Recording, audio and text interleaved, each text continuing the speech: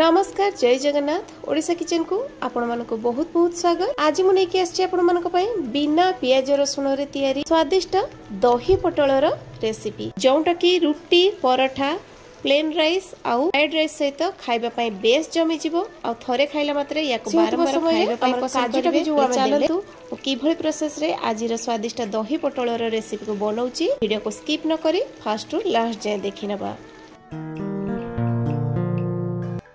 आज स्वादिष्ट बिना पियाज रसुण रे तैयारी दही पटल बनैबा पई मु एठी नेइची 400 ग्राम रो पटल जहा को कि मु हल्का हल्का करके चुपा छड़े नेइची आउ मझिरु एम्ति कट लगै नेइची जहा फल रे कोन हबो तेल लूण मसलाटा पटल देहरे भलो भाबरे पसिबो। एबे हमें पटल देहरे देई देबा हाफ चम्मच लूण आ हाफ चम्मच हळदी गुंड देई देई की भलो भाबरे पटल को एमिति लगई नबा लूण हलदी पटल देहरे आ भल भाव लूण हलदी लगई कि या को आमे 5-7 मिनिट पई मैरिनेशन ले छाड़ देबा। दही पटलर रेसिपी जेहेतु मु एठी नेची आधा गिना बा आधा कप दही एठी दहीर क्वांटिटी टिके अधिका नेबे आ एठी मु नेची देखतु अल्प टिके जायफल जदि आपन पाखरे थिबो ताने निहाती नेबे आ जायफल देबे या देहरे टेस्टा बहुत बढ़िया आसीबो। अधिक जायफल आपन ग्रेट करके देबेनी बस गोटे पिंच मापर जायफल देबे जा फल रे बहुत बढ़िया बास्ना सहित टेस्ट मध्य भलो आसीबो। जायफल जदि नाही आपन चाहिले ताको स्किप मध्य करि परिबे।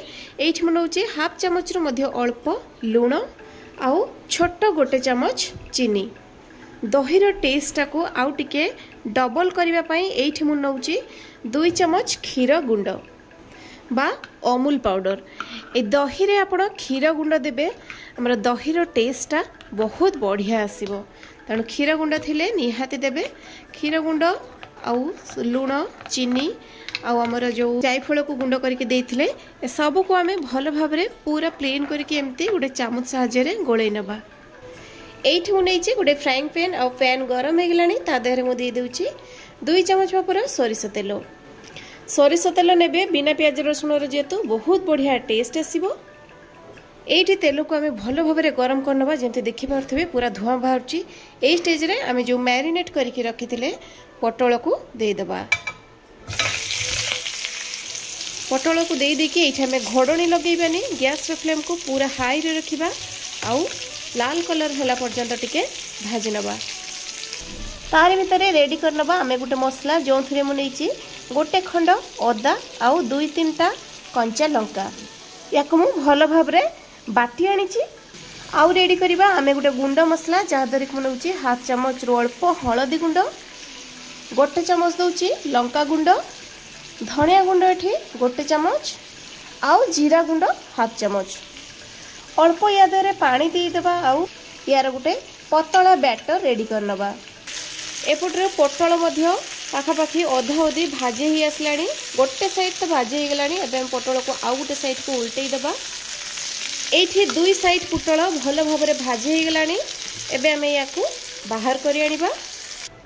पैन रे जतिक तेल बळीची से सेम तेल रे एठी मु दउची गोटे दालचीनी 2-3टा छोट अलैच लवंग 3-4टा आउ 6-7टा गोलमरीच टिके किछि सेकंड पई ए गरम मसला को हमें तेल रे भाजी नबा। आउ एठी जो हमें गुंड मसला को गोळै की रखिथिले तेल देहरे दे दबा। ए जो मसला को आपण देबे गैस रो फ्लेम को पूरा मीडियम रे रखिबे बिल्कुल भी हाई रे रखिबेनी। किछि सेकंड पई ए मसला को हमें जते बेले फुटै नबा आ तापरे दे देबा एठी जो रखिथिली मु अदा आ कंचा लंकार छेचा। जेहेतु बिना पियाज रसुण रे आमे याको बनौचे तणे मसला को हमको अधिका समय पर्यंत कसिबार नाही बस 1 ରୁ 1.5 मिनिट पर्यंत आमे याको कसी नबा जस्ट टिके पानीटा सुखिबा पर्यंत। एटी देखि परथुए मसलाटा हमर पूरा पूरी बहळ हे आसिलानी। ए स्टेज रे हम जो पटल को भाजी की रखिथिले दे देबा। दे देखि मसला सहित पटल को भलो भाबरे टिके मसै नबा जा पर पटल देहरे लूण आ मसलाटा भलो भाबरे पसिबो।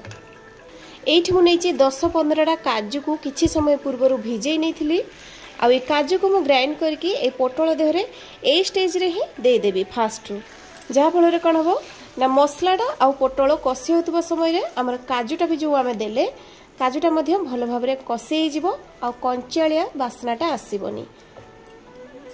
काजू बटा दे सारिकी एबे आमे देखिकी देदेबा स्वाद अनुसार लुण। एठी मसला सहित पटल बहुत बढ़िया भाव में कषे गलानी, पूरा ऑयल रिलीज हो गलानी। आपण देखिकी जानि पारथिबे।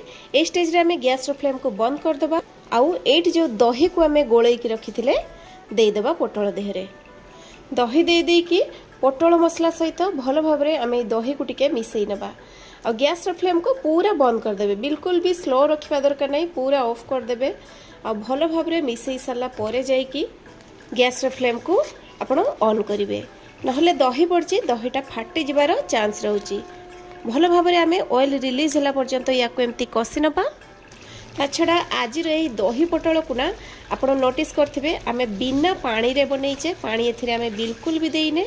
जदि आपण एमिति टिके ग्रेवी ग्रेवी रखिया पई चाहुथिबे ताले ए स्टेज रे अल्प फुटै की बंद कर देबे। आ जदि टिके बहलिया रखिया पई चाहुथिबे ताले आ टिके तरकारी को आपण फुटै नेबे। ता छड़ा देखि परथिबे दही ऐड कला फल रे हमर तरकारी रो ग्रेवीटा आ कलरटा केते बढ़िया आछी। सबा लास्ट रे आमे देई देबा हाफ चम्मच गरम मसला गुंड दे देकी बस रेडी हो गला। एबे आमे गैस रो फ्लेम को पूरा बंद कर देबा। आ गरमा गरम भात रुटी प्लेन राइस पलाव सहित सर्व करनेबा। थरे खाइले एई भली प्रोसेस रे आपण बारंबार बनेकी खाइबे। ता छड़ा एई भली प्रोसेस रे आपण थरे बनांतु खांतु आ कमेंट बॉक्स रे कमेंट करिक मते निहाती जणांतु आज रही बिना प्याज रसुण रे तयारी दही पटलटी आपनको केमती लागिला। तो पुणी देखाबो आ गुटे नुआ वीडियो रे आ गुटे नुआ रेसिपी सहित। से पर्यंत रहउची नमस्कार, जय जगन्नाथ।